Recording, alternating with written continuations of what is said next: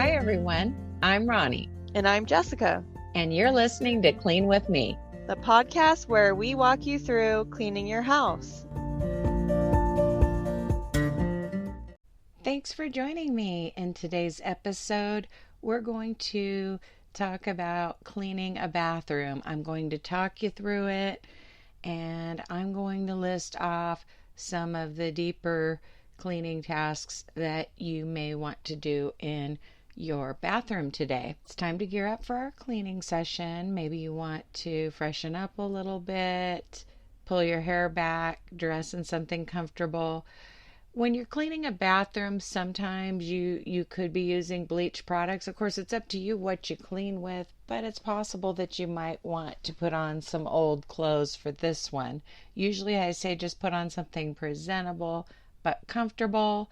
But if you're going to be down on the bathroom floor and using bleach or something, obviously be careful what you wear. It just depends on whether the product you're using contains bleach. Sometimes you can accidentally touch a rag to your outfit or something. So, by the way, normally our Wednesday episode is Jessica and me together, recording together. However, she came to visit us for a few days, so instead of recording, she had to make the long drive home. So it's just me today, but I promise she'll be back on the show for the next episode. The next thing you might want to do is get your supplies together and kind of set up for cleaning the bathroom. I think sometimes when we procrastinate on cleaning a bathroom, it's not the cleaning itself, it's just getting started that's the challenge. And it's that way with a lot of cleaning tasks. So what you're probably going to want to do is remove any rugs or bath mats. Maybe those need to go to your laundry room, or maybe if you've washed them recently, you just want to set them out in the hall. Another thing you're going to want to do is take out the trash. And while you're doing that, maybe look at your bathroom wastebasket as you're taking out the trash, whether you're taking it to a larger trash. Like I typically will dump that small wastebasket into my kitchen trash, which will be taken out later that day. Or you might be going outside with it. But I want you to take a look at it and consider not bringing it back in after you've dumped it, because this might be a good day to wash that wastebasket. That's one of the things you're going to be removing. The other thing is removing anything from the floor. Ideally, there won't be anything on your bathroom floor, but if you have kids or just someone who's dropping clothes, towels on the floor, could even be you, then you might have some picking up to do, and that's okay. So maybe there's clothing, towels, or dropped items on your bathroom floor. Let's get that picked up. I'll give you a few minutes to do that.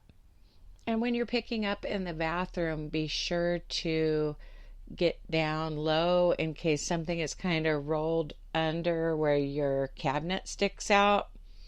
I mean, you might have an extra mascara down there or something. My sister used to joke with me that when she would come to my house, she'd find like 4 or 5 mascaras, whether in the couch cushion or my car, just random places. I just don't ever want to be without mascara. So I've told you this. If you're not new to the show, you probably know that I have like 3 makeup stations. And the funny thing is, I'm not the type of person who you would associate with makeup. Like, I definitely do kind of a natural no makeup look, but mascara is essential for me. So I have my bedroom desk, I have my makeup drawers in the bathroom, and then I have my little kit in my purse for getting ready on the go. So not while driving, but while passenging, so to speak. And yes, I know that passenging is not a word. I feel like there's pressure on me to be perfect just because people know that I write for a living and it involves a lot of editing, and then I have a cleaning podcast. So I'm expected to have perfect grammar at all times in casual situations and also a clean house. But yeah, it's just something I'm putting on myself. Obviously, I'm joking when I say passenging. But yeah, I'm hopefully by now you have picked up your bathroom floor. You have removed the wastebasket. You've removed the bath mats or whatever you keep on your floor, rugs and such. There might be other things to set aside, a plunger or something like that. Um, anyway, get that stuff out of the way. And next, you're going to be clearing off the countertop. Now, if you're the type of person who spreads stuff all over your countertop, or maybe your significant other is, this could take a minute. I definitely suggest having either a basket or a tray so that you don't get hung up on removing things from the countertop and you can quickly get that stuff out of the way. In my bathroom, I have several drawers, so when there are things out on the countertop, there are drawers, cupboards. There's plenty of storage in that bathroom. Talking about the master bathroom, plenty of storage, so everything has a place. I know what to do with everything, so it just quickly goes into the right drawer or the right cabinet. I have like a little basket for the curling irons and hair dryer, and then other things go into drawers.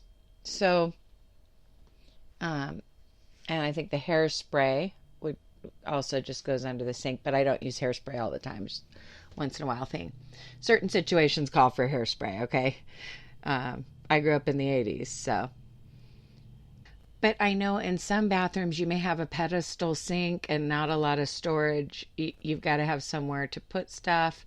So, even just a little basket and setting things aside. In my kids' bathroom / guest bathroom, I have several boxes and baskets under the sink in that cabinet area. So I typically just put everything in there, even the toothbrush holder and things that are supposed to be on the countertop. Things that I think should be on the countertop would be your toothbrushes and toothpaste and a nice little holder, some soap, okay, maybe a hand towel if it's not hanging up. Those are things you might keep out. You might just keep out your curling iron or flat iron, but it definitely looks better to put that away. I'll admit, between cleaning sessions in my master bathroom, there's typically, a flat iron or curling iron there so I can kind of do my bangs. I have to shape my bangs, even though it doesn't really look like I curl them per se. I like to quickly shape them just so they hang right. Yes, I have bangs. I'm a lifelong advocate of bangs. So anyway, let's see.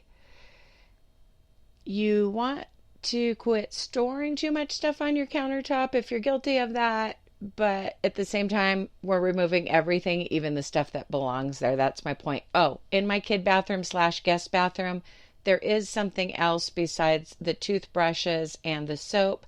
I have a little dish for small items, and that can come in handy.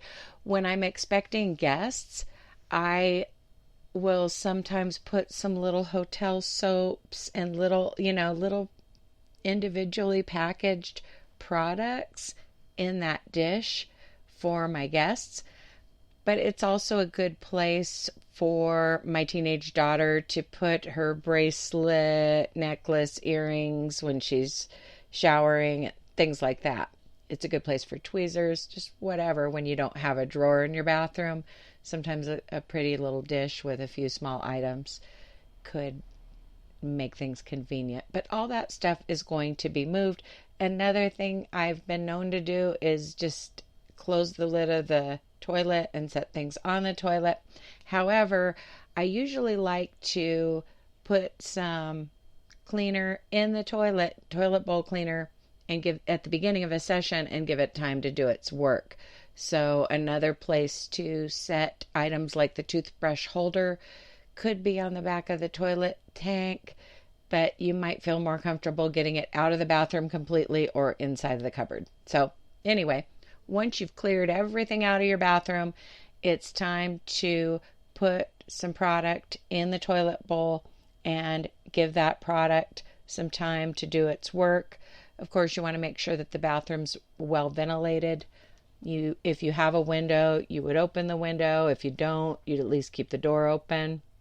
And of course, never mix two products in your toilet bowl, meaning, putting more than one thing in there, because they could have different active ingredients and you could inadvertently mix ammonia with bleach. So that's definitely a safety hazard. Don't do that.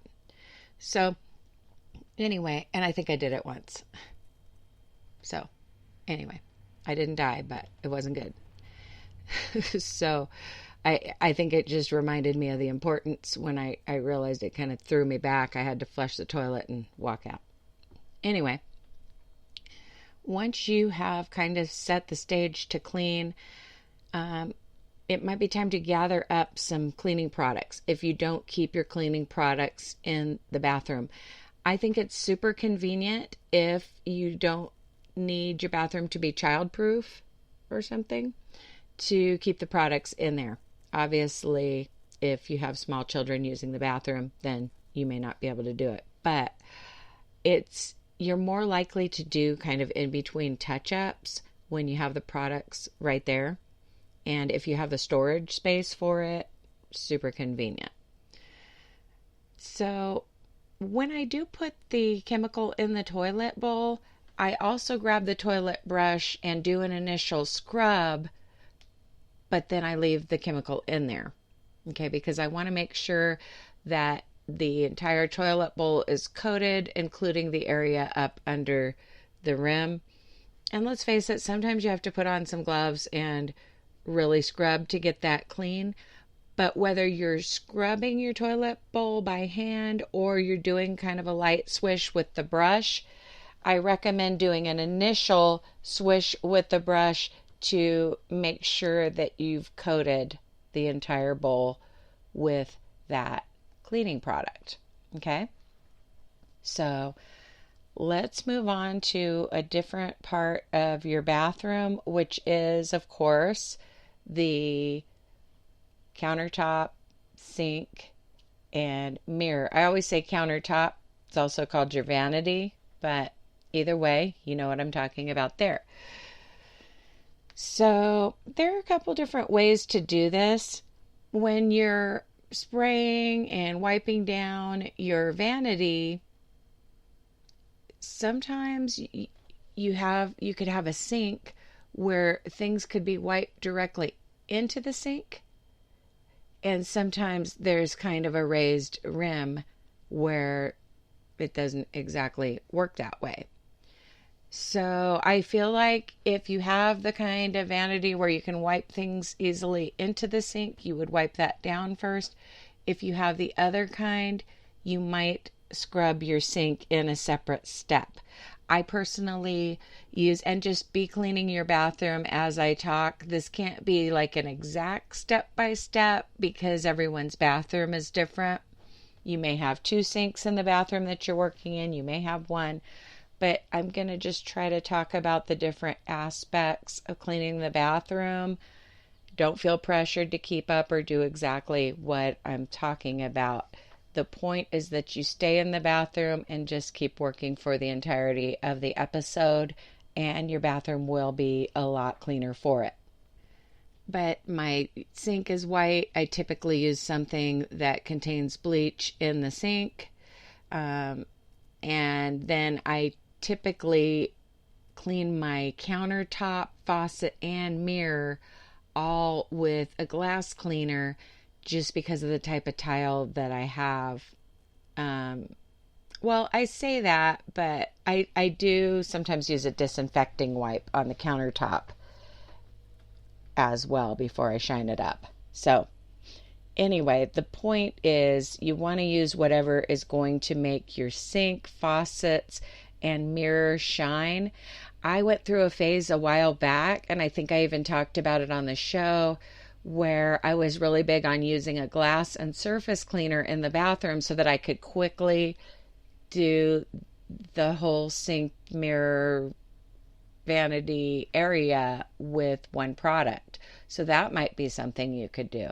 This show is not telling you one way. This show isn't about telling you one way of doing things. It's about giving you ideas and keeping you focused, and also helping you think about things that you may have otherwise not thought about.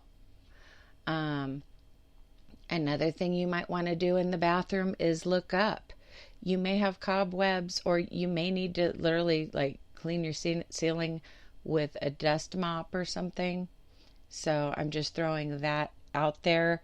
That's definitely not an everyday thing.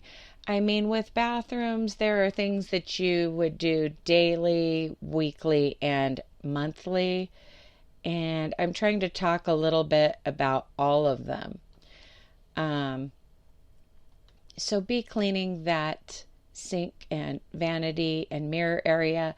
I do typically end with the mirror, because if I'm scrubbing out the sink, I'm using water and I could splatter something onto the mirror theoretically. So that's kind of how I do that. But there's no right or wrong way of doing that. I was talking about reminding you of doing things that you may not automatically think of. And I just wanted to say this. There's something about not just getting ready for company, but even having a trusted friend or family member kind of look around and let you know what still needs to be done, or what they notice. And I realize that not everybody in your life is the person for this job, because there are some people who you're kind of cleaning to impress them, and you don't want to ask them what's wrong with your house, and you'd be offended if they did say something wrong because you feel like they're judgmental or whatever. I'm not talking about that. I'm talking about when somebody like your sister or your mom is like, what's up with this rug? Like, why is this here? When Jessica was visiting me and we were getting ready for the party, some of you may have heard me talk about this on another episode. I had kind of an accent rug per se on the carpet and the tile of the entryway to cover up that transition where the carpet meets the tile. This isn't about the bathroom, but it's just kind of a point I want to make here. And Jessica was like, what's up with this rug? It's like you have too many rugs, because there's a rug when you come in, the kind of that indoor floor mat that cuts back on stuff getting tracked in. And then just a little ways from that, there was another rug. So then I was like, well, you know how I have to keep a rug where between the kitchen and the living room? I kind of, motioned to it. She's like, yeah, I know about that. I said, because the carpet's kind of pulling back and it's leaving a gap there, and you can feel like carpet nails and stuff. It's a nightmare. That I feel like it's starting to wear here, so I'm trying to prevent that wear. But I grabbed the rug, put it in my back bedroom closet, and said, I'll move it for the party. Because, in our everyday life, I feel like if we keep walking, it's going to wear that out. Now, eventually I'm going to replace the floors, but I'm buying time right now. Anyway, that's a rabbit trail that has nothing to do with the bathrooms. But my point is, sometimes it takes someone else to let you know that something doesn't look right, because I was so used to seeing that rug, I didn't realize that it looked kind of funny and probably shouldn't be there during the party. And the carpet doesn't look that bad underneath. It's just I'm trying to prevent it from getting worse, if that makes sense.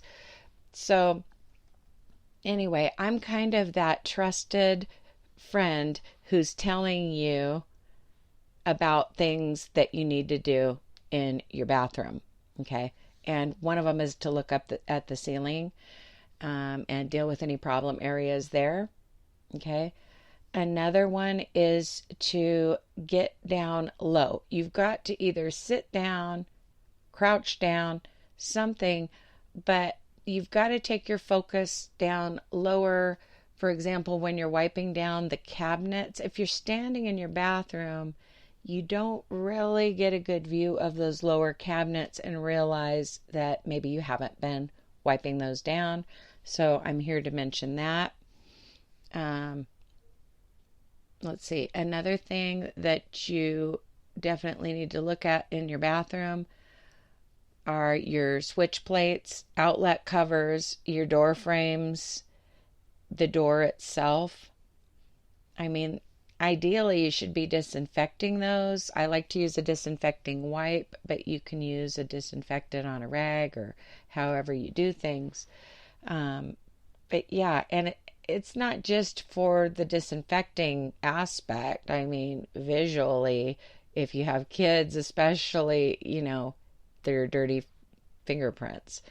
When I had a house that had white cabinets in the bathroom, I found out that I was getting my makeup from my fingers on the drawers, and I ended up wiping them down kind of on a regular basis. But when your drawers or your cabinets are not white, sometimes you don't notice things like that, but you do still need to wipe that.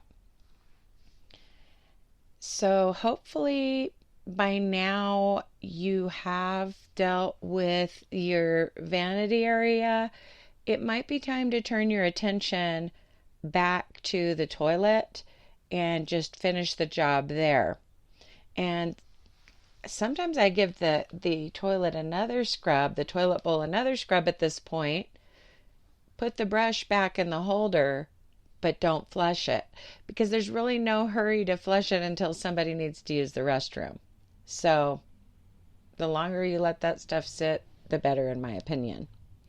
And I've even read an article before about putting toilet bowl cleaner in your toilet before you go to bed so that it can sit overnight. If your toilet has some serious discoloration or you've waited too long. Another step in cleaning your toilet bowl, if you don't have time to let a product sit for hours or overnight, is to clean that water line with a pumice stone, or any discoloration, whether it's the water line or up under the rim of the toilet. Get that toilet bowl clean, make it shine. And then, of course, you're going to turn your attention to the exterior parts of the toilet. Okay. You're going to wipe down the seat, behind the seat, all around there. You're going to do the entire toilet bowl. You're going to get down on the floor, wipe the base of the toilet, the floor around it, the wall behind it.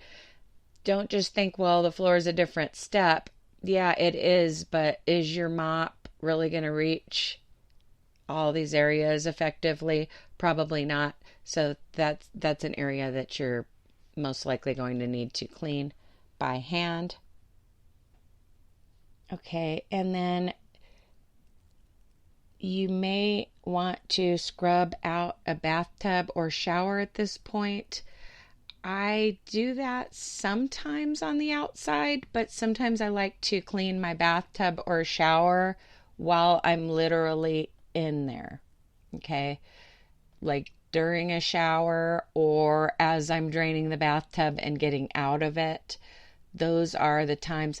That's where keeping products in the bathroom might come in, if you're able to keep products in your bathroom, because you might just on a leisurely day, not when you're rushing out the door, but on a leisurely day when you have time, extra time in the bathroom, you may want to scrub out your bathtub or shower at that time.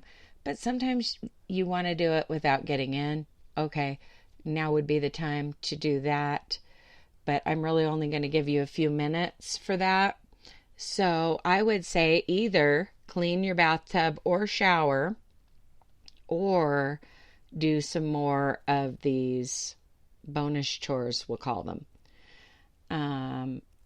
Another thing you might want to do in your bathroom is organize your cabinets, just kind of tidy those up. Maybe remove empty boxes or containers. Remove empty shampoos, conditioners from the tub or shower. I mean, even when you're not going to scrub, or if you're not going to scrub, you still want to declutter. those areas. What about washing your shower curtain and liner? Maybe you want to take those to the laundry room. What about cleaning your toothbrush holder? Maybe you want to take that to the kitchen and run it through the dishwasher or hand wash it, or maybe just give it a quick rinse for now. Maybe you want to, and obviously I can talk way faster than you can do these things. This is kind of a pick one moment. So you're going to pick a deep cleaning task that needs to be done. Maybe you need to clean out your drains. We have one of those tools that you stick down to pull hair out of the drains. It's kind of a gross bonus chore, but it needs to be done at times, especially if you have a lot of people with long hair showering and bathing, or even getting hair in the sink. What about just stocking your bathroom? Refilling your soap dispensers, making sure you have plenty of toilet paper and other supplies. Hang up fresh, clean towels. I'm going to give you a few more minutes in case you are scrubbing out a bathtub or shower. I realize I don't usually include that in the bathroom cleaning sessions. My kids might kind of made a joke and said that one of their guests, when we were planning for the party, they made a joke and said one of their guests had said something one time that's how the way he can tell if a family is clean is that he always checks their bathtub. They actually just told me this as a joke while I was cleaning the bathroom, but I started scrubbing the bathtub like crazy at that point and then realized it was a joke. But obviously I still needed to scrub the bathtub. But, when you're having company, you can just shut that curtain if you didn't have time to really detail your bathtub or shower. Let's face it, when you don't have overnight guests, they're probably not going to see that unless somebody is so paranoid that they're like, I've got to check behind the curtain to make sure nobody's hiding in there. But yeah, a kid's birthday party is not that wild of a party that you're going to just find someone in the bathtub. But I did scrub that bathtub just to be safe.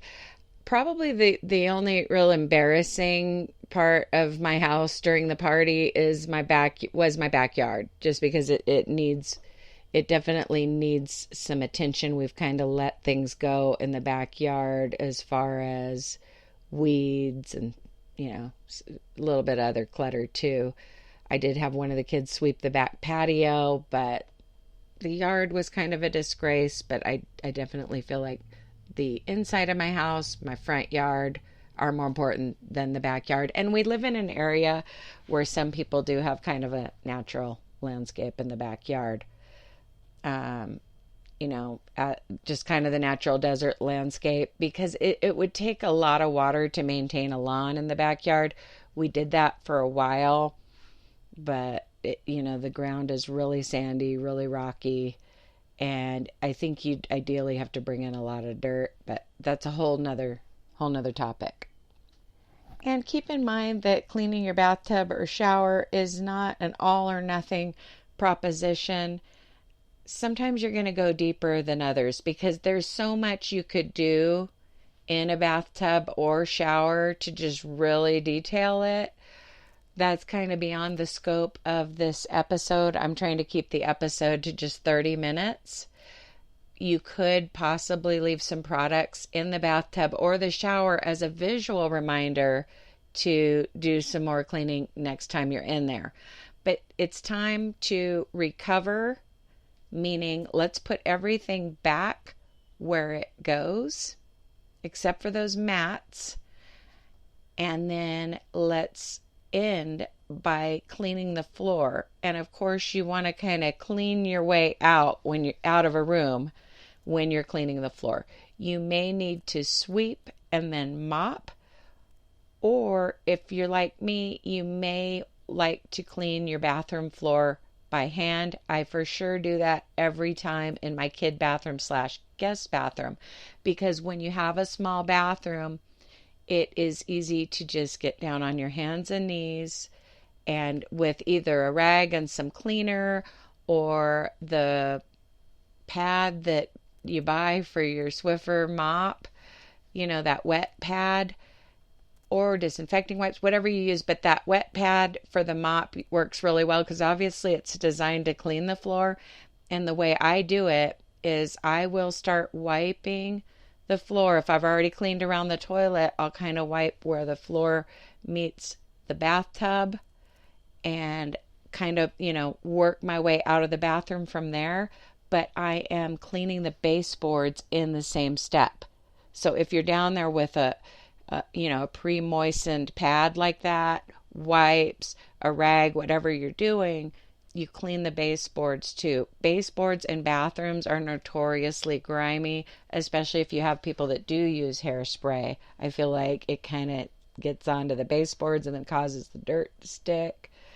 I don't know, but I've said this before, when a guest is sitting on your toilet, they have nothing better to do than to look at your baseboard across from the toilet. So that's the motivation there.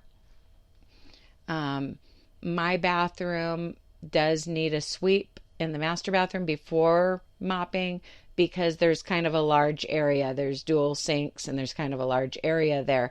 But the little bathroom stall is a small area where I can just clean the floor by hand because it's kind of hard to get around the toilet with the broom, as I mentioned earlier. And of course, once you get done cleaning your bathroom floor, you may need to let it dry, or maybe you dried it kind of in the same step as, mopping. Maybe you wiped it down with a towel afterward. Once you're done, of course, you're going to want to replace things like your bath mats and your wastebasket. Then you might want to reward yourself with a pretty finishing touch, maybe a strategically placed candle or some other decoration just from another part of your house. I don't like to put a lot of decorations in the bathroom, especially not on the countertops. But sometimes if you have like a large countertop area, you might want a little decoration in the corner or in the middle of it between the two sinks. I definitely like to, cleaning is its own reward, but I like to kind of sweeten the pot by adding a finishing touch afterward, because that's kind of the fun part, the staging. Staging a bathroom could include a cute decoration or a candle or something like that. While you're finishing up, I'll just leave you with a quick thought on decorating. In bathrooms, you don't want any type of framed picture that's behind glass because, the moisture can damage that, whether it's a framed print or picture.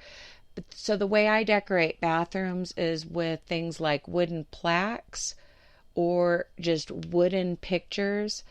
In my bathroom, above the bathtub, there's a window to the side, but then there's also just a wall that's straight ahead of me when I'm in the bathtub where I would be looking. I have this large it's a framed wooden picture per se, but the entire thing is wood.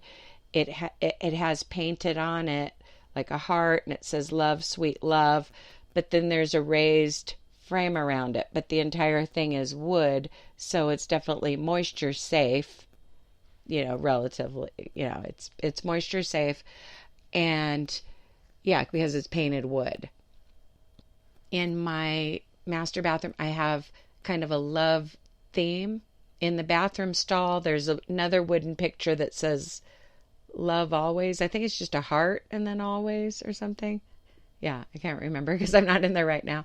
And then I have that big "Love, Sweet Love" picture. So my bathroom colors are gray, red, and black, and it's a love theme. So yeah, that's kind of fun. My kids' bathroom, the colors aren't really set in stone because I'm using a gray shower curtain and I have kind of a gray and brown wall decor. So really I could use any towels Lately, I've just been buying all gray towels and putting them in both bathrooms. But if I get bored, I could get some colorful towels and do a pop of color there. That's another fun thing. If your bathroom's kind of neutral, you can easily change colors in there with the towels and little knickknacks. So hopefully you cleaned your vanity area, your toilet, maybe a bathtub or shower, the floor, put everything back together. Special thanks to my financial supporters who support the show on Patreon or via an Apple Podcast subscription. That's kind of been down just due to me not being that tech savvy and making some mistakes along the way when getting that set up. But by the time you hear this, it could be up and running. But you can always check out the episode notes or the show notes for a link to supporting the show on Patreon. There's even a link for advertising on the show. Don't forget to follow us on the Facebook page, Clean With Me Podcast. You can also visit our website, cleanwithmepodcast.com. Thank you so much for listening. I appreciate each and every one of you. It helps us when you just listen to the show. And as always, happy cleaning. We'll talk to you in the next episode.